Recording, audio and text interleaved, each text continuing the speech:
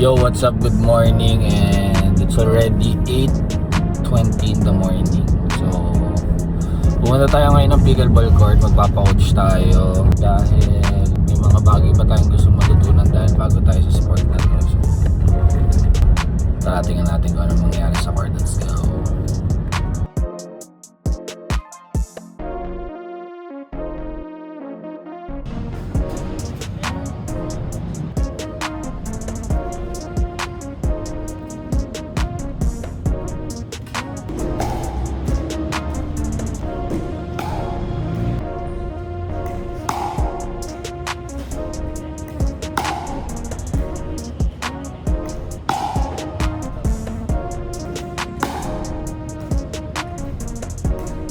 Perfect niya yan eh.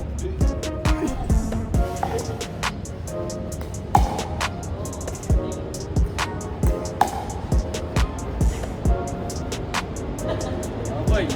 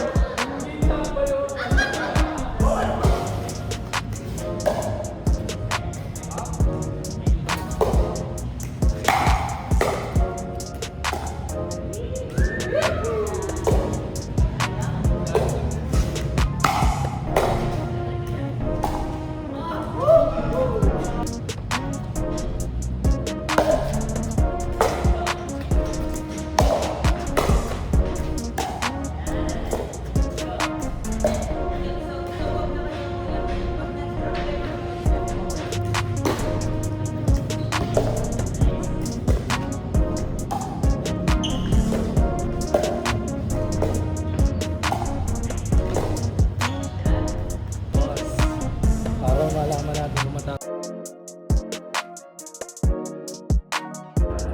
So yun guys, tapos na tayo mag-training, and maraming salamat kay Coach Anya dahil sobrang dami kong natutunan ngayon. For sure si Troy marami rin natutunan.